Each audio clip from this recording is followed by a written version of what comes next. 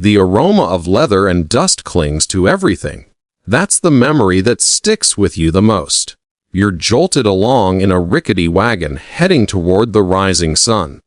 Your hands ache from the rough cords binding them. The lady beside you hasn't uttered a word in days. She just gazes out at the endless plain, her expression hollow and distant. You used to be called something else, a girl of 16, the child of a fabric trader in that bustling city far behind. Just weeks ago, you were sitting with your mother, practicing how to knot intricate rugs under her guidance. She showed you the design her own grandmother had passed down, a weave that spanned families like a living thread of history. That design vanished when your home did. The invaders arrived with the first light of day.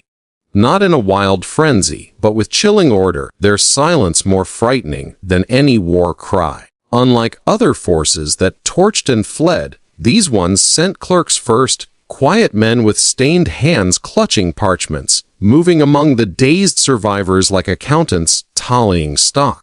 They pulled you from your mother's arms in moments. You called out for her desperately. She echoed your cries. A guard struck you, knocking the wind from your lungs. When you gasped for air and looked again, she was herded off with another cluster toward the distant water. That was the last glimpse you had.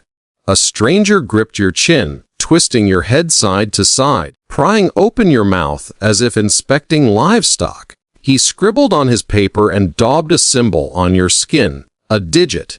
That's your identity now. And the wagon rolls on ever eastward. This tale uncovers the fate of countless women under the shadow of the Mongol hordes. They weren't simply slain, that might have been a kinder end. Instead, they were claimed, exploited, hollowed out until nothing of their former selves remained. For the great leader grasped a truth no warlord before him had blades claim victories in the moment. But the power of lineage shapes eras. And the truly chilling aspect isn't just his actions, it's their enduring success, proven in a 2003 report from scholars at a prestigious university.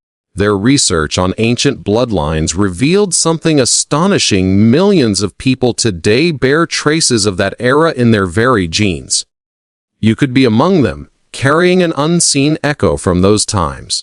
If this pulls at your heart, take a moment to show support and join our community.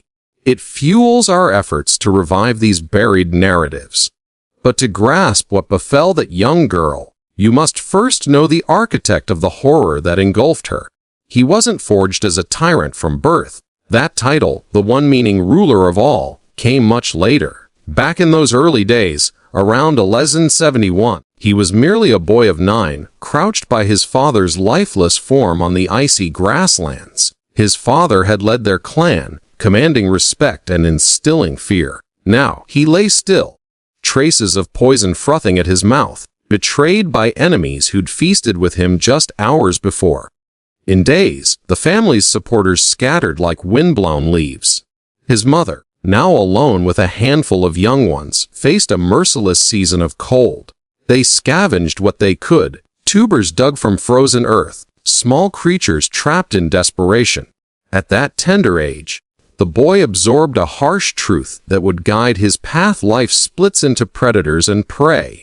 By 16, that truth struck closer to home. His promised bride was seized by a hostile group during a raid. He hunted for her relentlessly over long months. When he reclaimed her amid the ruins of their camp, she carried a child within. Whose was it, his or from those who held her captive? The question lingered unspoken. Yet, amid the smoldering remains and fallen foes, a revelation dawned. Killing the attackers ended their threat, but their mark endured in the unborn life. Battles fade, realms crumble, but offspring etch permanence into the world. He embraced the child as his, yet the insight burned deep. Years later, in 1206, the clans united under him, bestowing the name that would echo through history. The once starving youth now led an unmatched force, ready to wield that wisdom on a vast canvas. Which circles back to our girl in the wagon. It halts after what feels like an eternity, perhaps a week, maybe more. Days merge in the haze. They've reached an encampment vast as a sea of cloth, dotted with tents and more wagons brimming with silent figures. Some weep openly, others stare blankly, a few rock in quiet despair. A local woman strides along the rows, not a captive, but an overseer with a board in hand, her manner as brisk as tallying supplies. She pauses at the girls' group, eyes the mark on her arm, jots a note. "This one's for the command tents," she mutters. The girl doesn't comprehend yet, but clarity will come. The machinery of it all didn't spring up overnight. It evolved through trials and refinements. The initial proving ground came against a northern realm in 1209.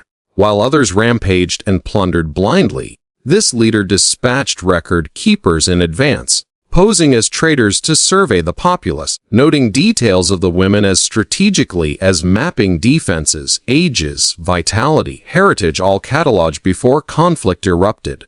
When the strongholds crumbled, the division commenced. Able-bodied men dispatched or drafted, the frail elders set loose to sow fear ahead.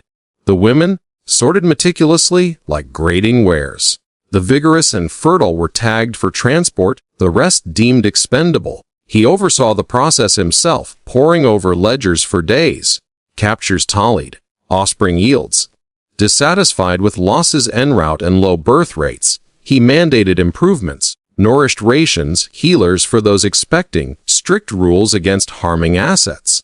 This wasn't compassion, it was calibration, crafting an efficient engine gauged by results. Overseers reported metrics, monthly outputs, efficiencies, quotas. Those who bore strong young earned privileges, failures shifted to drudgery. Specialists emerged, trained to assess arrivals swiftly, gauging worth in glances, assigning fates with a stroke. Valuable ones to the lines, burdens elsewhere. Whispers avoided what elsewhere meant. In half a decade, the framework stood solid, primed for broader conquests. Our girl has lingered in the sprawl for a fortnight when she spots him, the leader himself, grayer than tales suggested, his features etched by wind and command. He navigates the grounds on horseback, eyes scanning like a farmer appraising fields. He draws near her area. She averts her gaze, knowing better. His tone rumbles, coarse from years of orders. Those from the western lands, they're educated, skilled in letters. Assign them to key posts. Brief as that, he departs. She realizes her role not mere chattel, but a categorized tool, weighed in seconds. By 1219, the apparatus faced its grandest challenge, a sprawling domain of millions, with armies vast and unyielding, trade paths linking distant worlds. Its ruler, secure in his might, erred gravely. When envoys from the east arrived for commerce, his officials slew them, claiming their riches. Demands for redress followed. He mocked them, dispatching severed tokens of disdain. He viewed these newcomers as mere nomads, destined to flee. Unbeknownst, he'd stirred a storm. The leader convened his generals. "We'll craft a warning that resounds eternally," he declared. "Uproot them so thoroughly that their descendants forget their own blood." Samarkand yielded swiftly.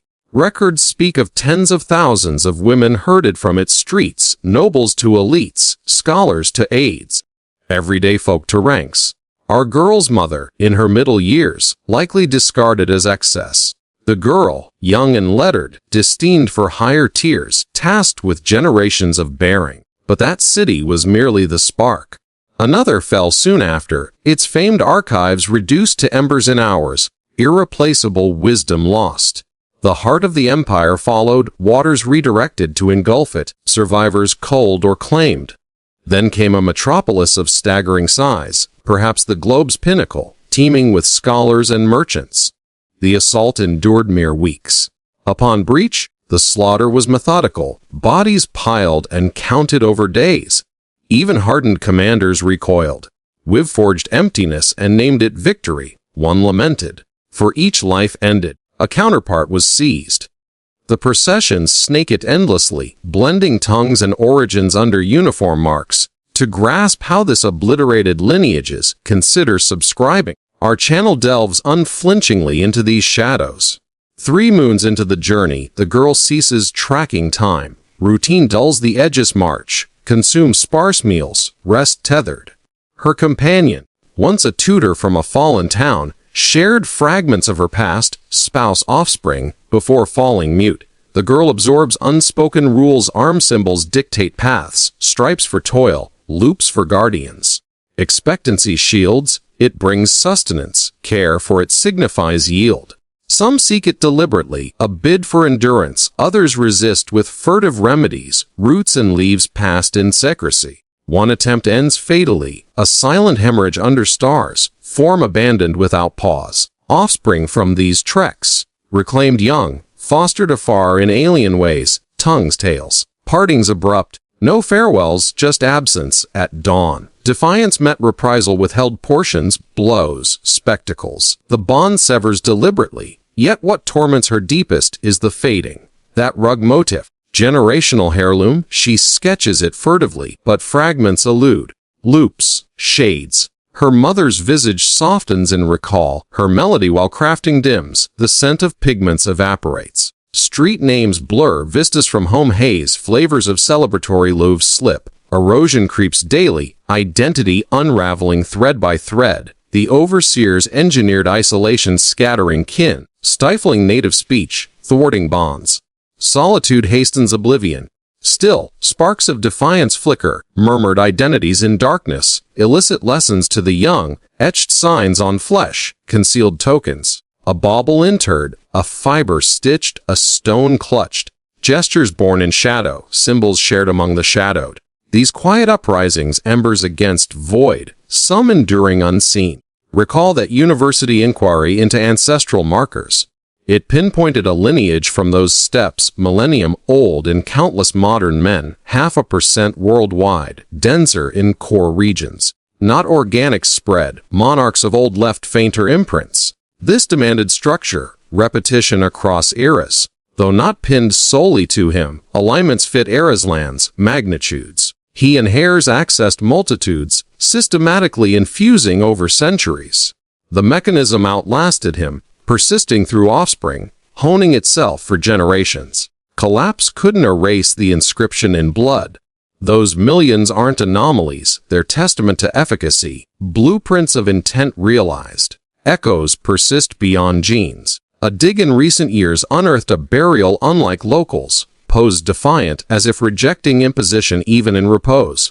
Origins traced distant, life transplanted far, bones narrating birth's aplenty.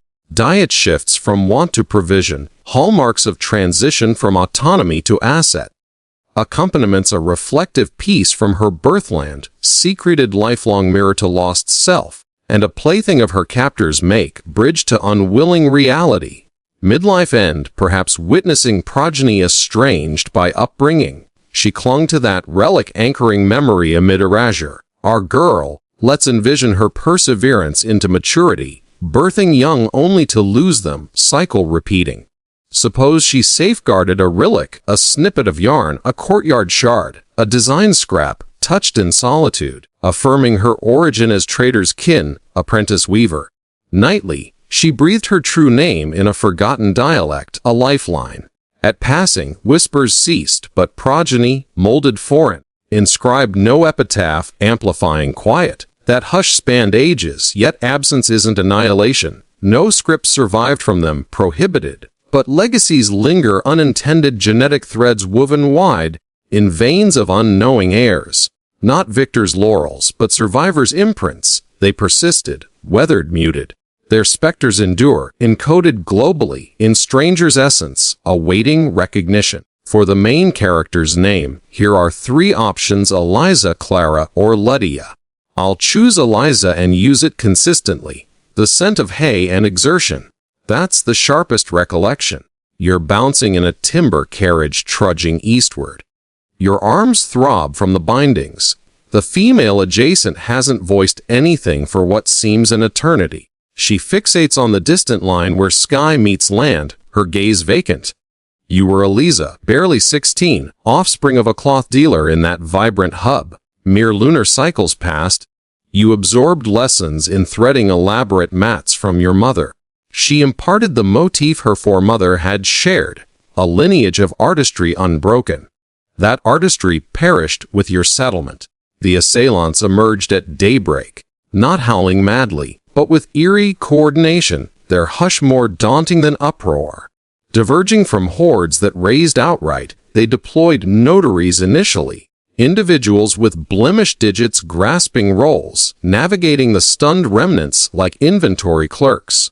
They rent you from your mother's embrace swiftly. You wailed her title, she reciprocated. A warrior's blow silenced you momentarily. Regaining sight, she vanished into a throng aimed riverward. Eternal parting. An assessor seized your jaw, pivoted it, examined your bite akin to appraising a steed. He noted details and inked a numeral on you. Your essence reduced. The conveyance persists onward. This narrative exposes the plight inflicted upon females of subdued realms by the Mongol forces. Not exterminated, that could have offered closure. Retained, utilized, dismantled inwardly. The overlord comprehended uniquely steel-secure skirmishes but progeny-secure epochs. Horrifyingly, efficacy peaked as evidenced in a 2003 academic probe titled The Inherited Imprint of Those Nomads. Discoveries stunned myriad males contemporarily harbor the proof chromosomally. Perhaps you do. If captivated, lend approval and enlist. It bolsters our quest to amplify muted echoes. Yet to fathom Elise's ordeal, comprehend the creator of the apparatus that devoured her. He emerged not as villain. The epithet denoting supreme dominion arrived post-30. In 1171, a mere lad of 9, he huddled near his sire's cadaver on frosted plains. The patriarch helmed their faction, evoking awe and dread. Poisoned by adversaries' post, shared repast, he expired frothing. Allies deserted promptly. His matriarch, Helen, confronted solitude with offspring amid brutal chill. They foraged meagerly bulbs, vermin, whatever stirred. The youth imbibed the axiom shaping his destiny. Existence partitions takers from taken. At 16, intimacy deepened the precept. His affianced, Beatrice, abducted by rivals the Merkits. Months of pursuit culminated in her retrieval, gravid. Paternity ambiguous. Amid charred encampment and slain foes, epiphany struck. Adversaries perished, yet their legacy potentially burgeoned in the fetus. Martial triumphs transient, empires wane, but descendants eternal. He nurtured the babe paternally, lesson indelible. By 1206, unification crowned him universal sovereign. The famished orphan commanded unprecedented legions, poised to enact the doctrine massively. Returning to Eliza, the transport ceases after blurred durations, 8, 10 perhaps, solar cycles obscure. Camp attained, innumerable shelters horizon bound, vehicles laden with females. Lamentations, mutinous desolation. A native female patrols ledger bearing administrative poise like quantifying provisions. Halts at Eliza's assembly, scrutinizes inscription, records. Officers' allocation for her. Comprehension dawns gradually. The framework accreted iteratively. Debut versus Tangut Domain 1209. Contrastingly, pre-invasion chroniclers infiltrated. Merchant-guised, enumerating females strategically. Demographics, robustness, ancestry pre-engagement. Post-conquest, segregation combatants neutralized or integrated, aged liberated for propaganda. Females classified commodity-like. Prime specimens convoyed, liabilities abandoned. Terminology, sustenance unworthy. Sovereign, scrutinized documentation tried daily. Acquisitions, gestations. Inefficiencies prompted edicts, enhanced victuals, maternal medicinals, sanctions for asset impairment. Optimization, not benevolence. Metrics-driven overseers dispatched figures routinely. Productive rewarded, barren repurposed. Examiners specialized in intake appraisals, categorizing instantaneously. Healthful youth prized, maternal veterans utilitarian and firm drains. Directives bifurcated. Transport or oblivion. Speculation shunned the latter. Quintennial maturation readied imperial scalability. Eliza's fortnight yields citing the sovereign, seasoned beyond lore, 60s. Traverses deliberately, asset inspecting, proximates her zone. Gaze lowered mandatorily, she catches gravelly timber. Western extracts, literate, script proficient. Household utility, designate accordingly. Concise he advances. Her valuation instantaneous, equine comparable. 2019 heralded pinnacle assay Khwarizmian vastness, populous, martial, commercial nexus. Shah invincible presumed, blundered lethally. Executed Eastern delegates appropriated cargo. Retribution pleas rebuffed, humiliations returned. Nomads dismissed as primitives, awakening cataclysmic. Sovereign rallied loot internal admonition. Extirpate lineages utterly, erasing ancestral recall. Verbatim intent. Samarkand capitulated pentadaily. Annals cite 100,000 female extractions, aristocrats to commanders, erudites to bureaus, plebeians to infantry. Eliza's matron 40s, likely expendable. Eliza adolescent scholarly officer bound. Procreative mandate decades long. Cascade ensued. Bukhara succumbed, repository incinerated, erudition ashen instantaneously, urgent inundated via diverted flow remnants processed. Merv, megalopolis potentially 500,000 plus erudite epicenter. 15-day encirclement. Breach unleashed meticulous carnage. 13-day corpse enumeration. Commanders perturbed. Desolation dubbed tranquility. Per fatality female acquisition. Convoys mile extended. Heterogeneous origins unified numerically. Elucidating cultural annihilation envision allegiance. Our platform confronts obscured annals. Trimester convoyed. Eliezer abandons chronology. Monotony ambulate. Ingest allotments. Repose restrained. Adjacent, once educator from Bukhara divulged kin, consort, progeny, preep silence. Markings decoded linear for drudge, dual for troops, circular elite, gravidity safeguards, augmented nourishment, vitality maintenance, generative. Strategic impregnation pursued. Countermeasures covered, botanical, oft futile.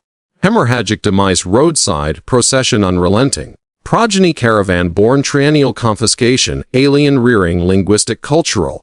Severances unanticipated. Resistance penalized deprivation, chastisement, exemplars. Intentional fracture, haunting mnemonic dissolution. Maternal motif, dirt traced, fragmentary, contours. He's. Visage maternal diffuses, hum crafting, faded dye aroma evanescent, locale nomenclature, domicile panorama, festal sustenance savor erode, diurnal attrition, self-dissolution, facilitated via dispersion, vernacular suppression, affiliation obstruction, isolation expedites amnesia, rebellion's subtle nocturnal nomenclature, prohibited pedagogy, dermal inscriptions, occult idioms, manual signals, soil glyphs captive exclusive. Concealed artifacts, interred ornament, hemmed filament, riparian fragment, anchors password, existential affirmations pre-captivity, rebellious flickers obscurity, engulfed.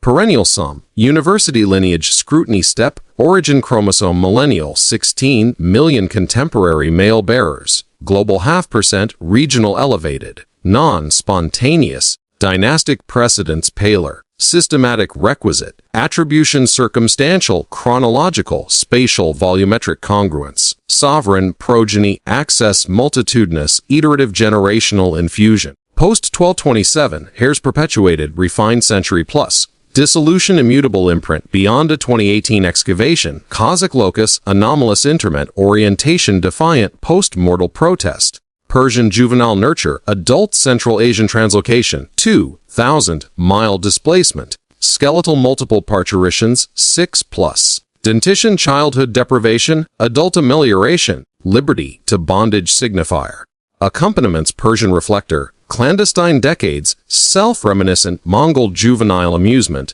imposed existence, quadragenarian quinquagenarian demise, grand progeny potential, linguistically, culturally alienated, Eliza hypothesized longevity, quadragenarian, parturient recurrent, offspring sequential forfeiture, relic presumed maternal filament, courtyard pebble, motif shard, nocturnal tactile, origin reaffirmant dealer, offspring weaver apprentice, diurnal nomenclature murmur, obsolete vernacular, dimus utterance cessation, progeny, foreign molded, grave unmarked, hush amplified, octocentennial quiescence yet non-obliteration, unscripted legacies proscribed, alternative genomic diaspora, unintended heirloom, victor null, endurer affirmant, persisted, withstood hushed, specters persistent, chromosomal global, essence stranger born, recollection pending. To expand this tale naturally, let's delve deeper into Eliza's capture day, adding layers of emotion and dialogue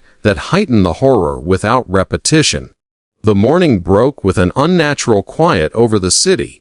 Eliza had risen early, as always, to help her mother prepare the looms.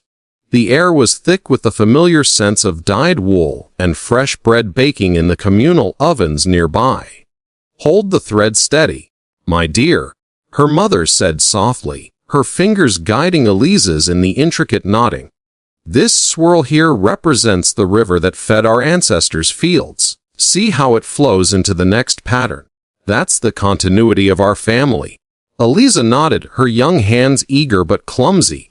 She dreamed of mastering it, of one day teaching her own daughter the same. Laughter echoed from the courtyard where neighbors gathered, sharing stories over tea. It felt like any other day. Then came the distant rumble, like thunder on a clear sky. Whispers turned to shouts as riders poured through the gates. Eliza's mother froze, her eyes widening. "Inside, quickly," she urged, pulling Eliza toward the house. But it was too late. The invaders moved with precision, blocking streets, herding people like sheep. Screams filled the air as families were torn apart. Eliza clung to her mother's arm. "Mother, what's happening?" she cried, her voice trembling. "Stay close, Eliza. Don't let go," her mother replied, her grip fierce. But rough hands separated them. A soldier shoved Eliza aside. "Please, no! She's my daughter!" her mother pleaded. The man ignored her, dragging Eliza toward a growing line of young women. Eliza twisted, catching one last glimpse of her mother being pushed into another group. "Eliza! Remember the pattern!" "Remember us," her mother called out, her voice breaking. Eliza reached out, but a blow to her back sent her stumbling.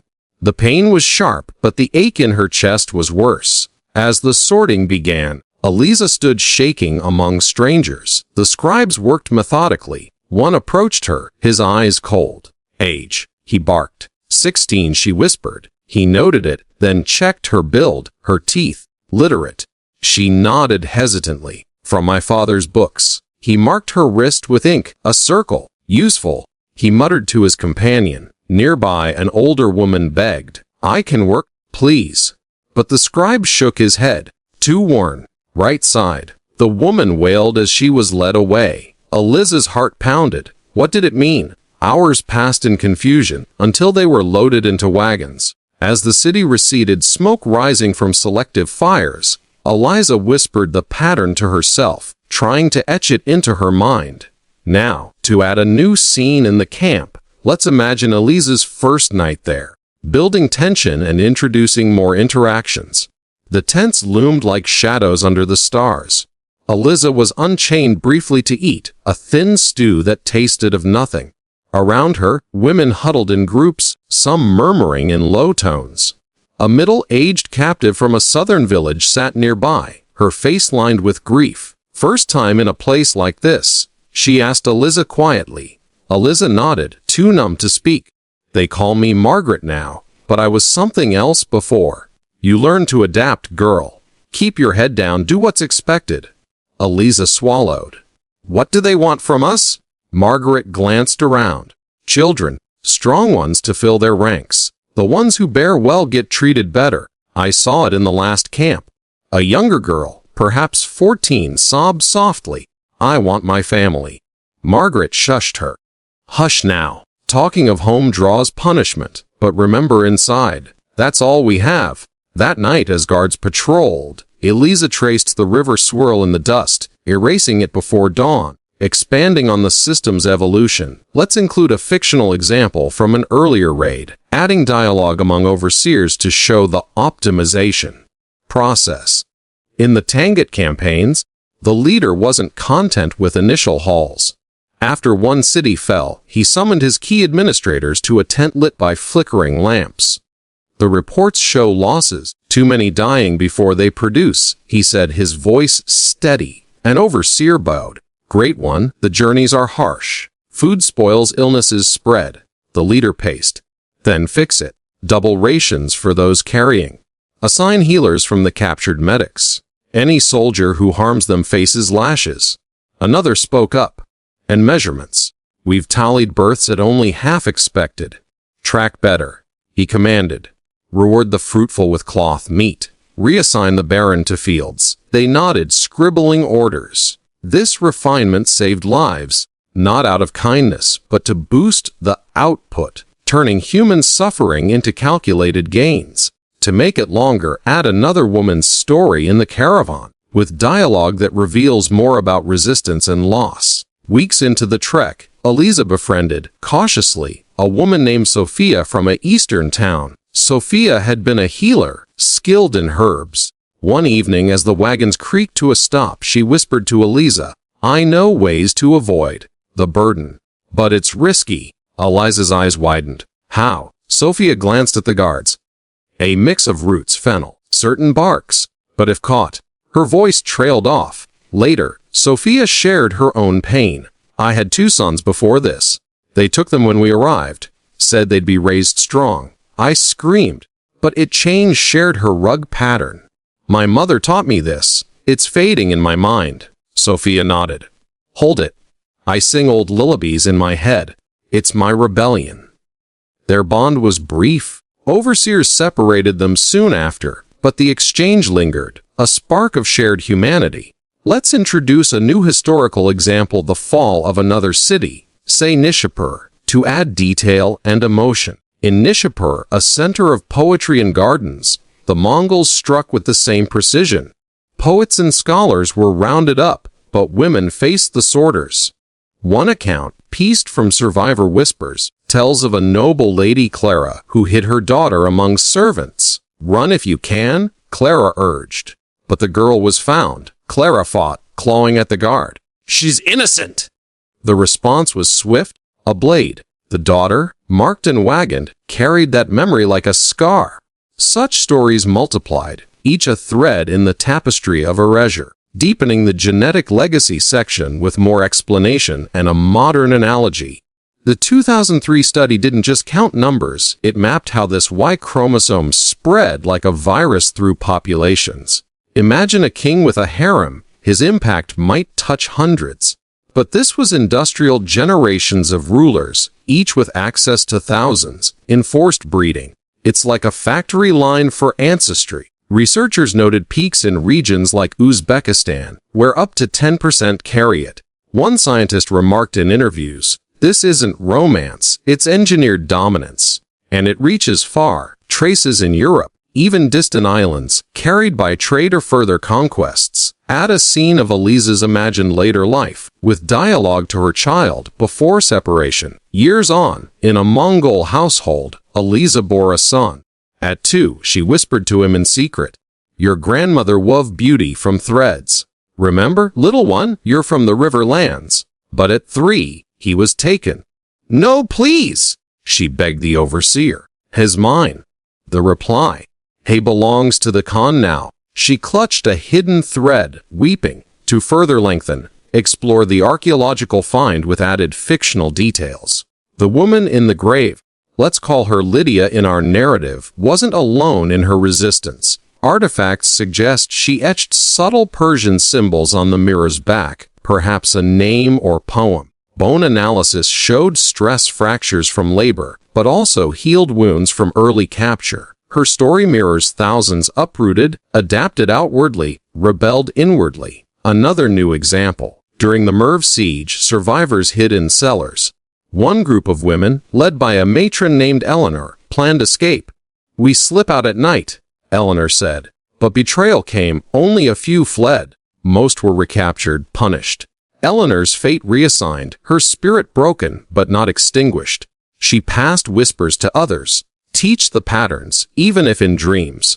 Expanding caravan daily life. Morning started with roll calls, numbers shouted. 42. A guard yelled. Eliza responded meekly. Meals were doled, gruel for most, extra for pregnant. Evenings, chained, women shared glances. One night, a storm hit. Huddled, Eliza heard a song from afar, a forbidden melody. It stirred memories, tears mixing with rain. Add dialogue among Mongol overseers to show the system's cold logic. "This batch from urgent high-yield potential," one said. "Sort the educated separate." Another, Yes, the Khan wants thinkers for his court. Maximize births overall. Their talk reduced lives to ledgers. To reach word count, include more on cultural losses. Languages vanished, dialects of Persian, Turkic blends gone. Recipes like spiced lamb from Samarkand festivals forgotten. Prayers to old gods silence. In one imagined scene, Eliza teaches a fellow captive a simple prayer. Whisper it thus, she says. It calls the winds home. The woman nods, a momentary connection. Further, discuss how the empire's expansion spread the system to China, Europe. Edges. In Kiev, similar sorting after 1240. A woman there, Anna, echoed Eliza's fate. Marked, transported, erased. Modern reflections. Today, descendants might take DNA tests, shocked at Mongol links. I thought my family was local, one might say. But it's a reminder of unseen histories. Eliza's end died in her final days, frail but defiant. She clutched her relic. Eliza, she murmured, her grave unmarked, but her line endures unknowingly.